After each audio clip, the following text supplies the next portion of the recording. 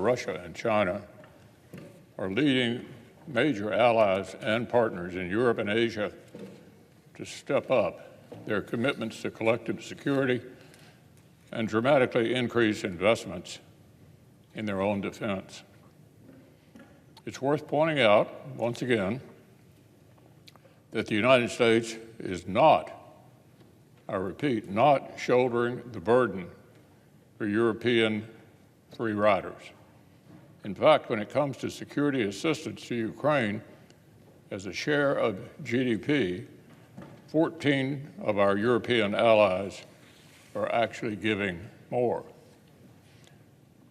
Lithuania, a small nation by any measure, has sent tens of thousands of rifles, handguns, and grenade launchers, and millions of rounds of ammunition. Denmark and Estonia have sent their entire inventory of certain critical artillery.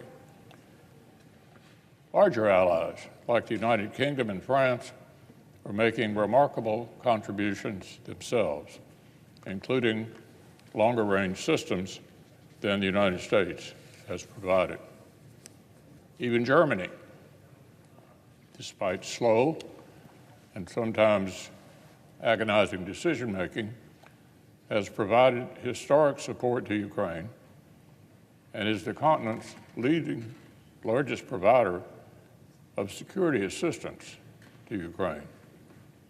And Europe has more than doubled American economic and humanitarian assistance, not to mention the massive cost of hosting millions of Ukrainian refugees.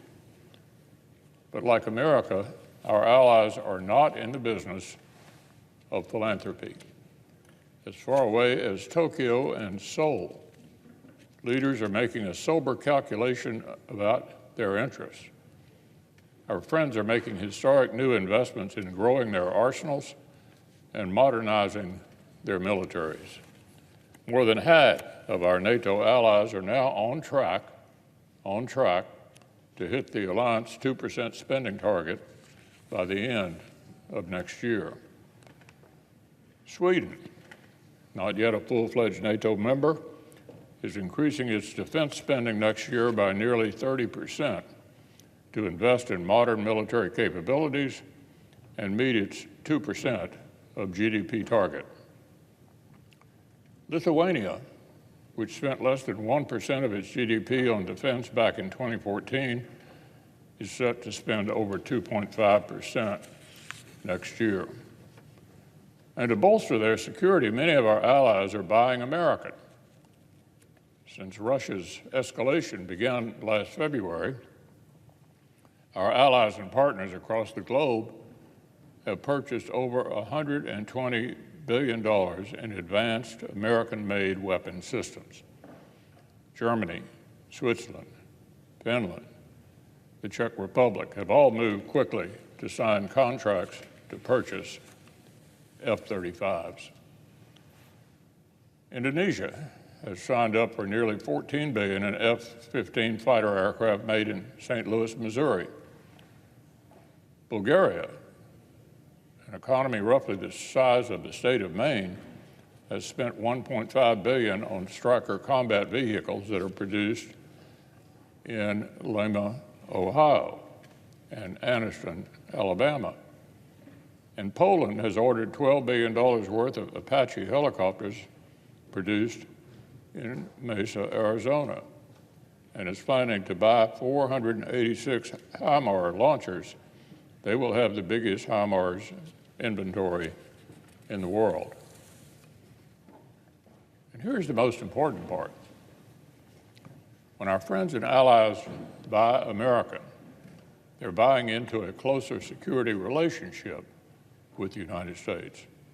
They're building more interoperable militaries to strengthen deterrence, and they're also lowering costs for the American taxpayer as we rebuild our capabilities. They're sharing the burden of collective defense. These investments are not a coincidence. They are a demonstration of the confidence our allies have in American leadership. But make no mistake, that confidence is perishable. As we saw with the disastrous retreat from Afghanistan, America can lose trust far more quickly than we can earn it.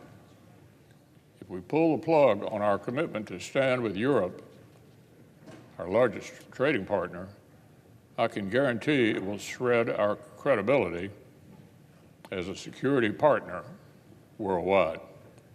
It will make it harder to convince our allies to stand together against Chinese aggression, the single biggest threat to our own security